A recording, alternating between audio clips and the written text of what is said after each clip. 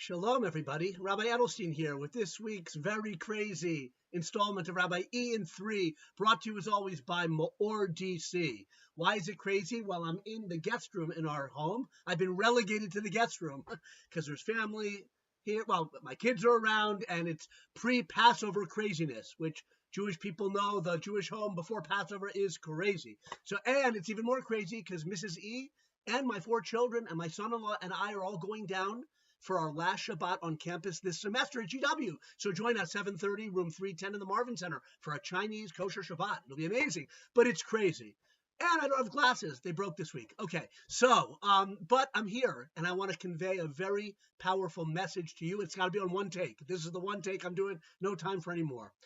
I want to share an idea that will illuminate something that we do and say all the time, but it has special relevance to Passover and to this Shabbos, which is called Shabbos HaGadol, the Great Shabbos. We read the Torah portion of Metzora in the book of Vayikra, but it has its own special Haftorah portion, and it's known as Shabbos HaGadol, the Great Sabbath, the one right before Passover. So, a week from tonight, we're going to have a Seder night. And we're going to say many different things that we don't say. What's different tonight than all other nights? But we're doing some things that are the same as on every other festival night or Shabbat night for that matter, including the text of many blessings we say.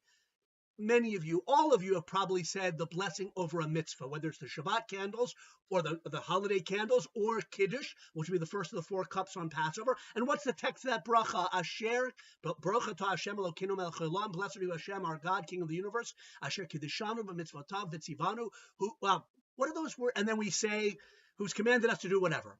But what do the words mean? I ask this to students all the time. They can rattle off these words, but have you ever thought of what they mean? What's the translation? Not even the deeper meaning. Asher Kidshanu B'mitzvotav Vitzivanu. Okay, it's the key to understanding the greatness of the Seder night and the greatness of this Shabbos, why it's called Shabbos HaGadol, Great Shabbos. Why?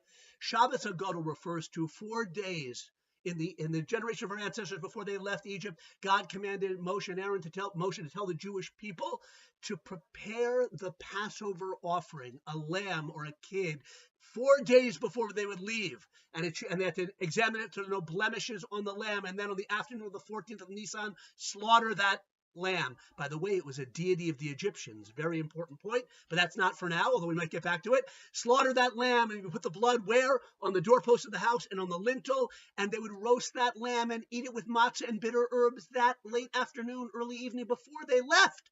The death of the firstborn was that night, and then Pharaoh shooed them out of the country. But the point is, it was 4 days before they would offer the lamb, the deity of Egypt, slaughter it in front of their very eyes. And that was called the Great Shabbos. It was a Shabbos that year, 4 days before they left. And the reason, there are many commentaries why it's great, but one reason it was a great miracle, because the Egyptians were horrified when they said, Jews, well, what are you taking the lambs into your homes? We're going to slaughter them and eat a meal dedicated to the one God who commanded us to do that, and he's going to take us out. And they couldn't stop them. But there's another idea why it was such a great Shabbos.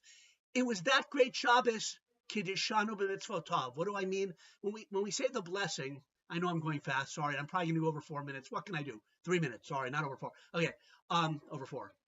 When we say the text of the blessing, we say, thank you, Hashem, our God, who has made us holy or sanctified us with his commandments and commanded us to do whatever. All of the commandments, the mitzvot, elevate us above our surroundings, above the limitations of the natural world and our purely natural lives. They elevate us above the idolatries of the time, including ancient Egyptian idolatry like the worship of the lamb, and elevate us to a direct connection to Hashem. Asher Kidshanu B'mitzvotav, the beauty of being a Jewish person commanded, 613 commandments, all of which elevate and sanctify our lives. And we really became a people doing mitzvahs on that Shabbos, 4 days before we left Egypt. That was the first mitzvah we collectively did as a people, bringing an offering to God, the Korban Pesach, the Passover lamb. It's a great Shabbos because it ushered in the final redemption, and it was a great Shabbos because it signaled the birth of a people who would be Kidshanu B'mitzvotav, elevated and sanctified and made holy through his commandments, through God's commandments. Thank you for listening. I'm a bit rushed. That's unusual. Have a wonderful Shabbos. It's a great Shabbos to think about the beauty of Pesach, the beauty of being a nation elevated with these beautiful mitzvot, to connect to God, to get above our mundane natural world. Throw away all the idolatries of the time. Pick your idolatry, whatever it is. Get ready to serve the one God as Passover approaches, and so does Shabbos. Thank you. Good Shabbos.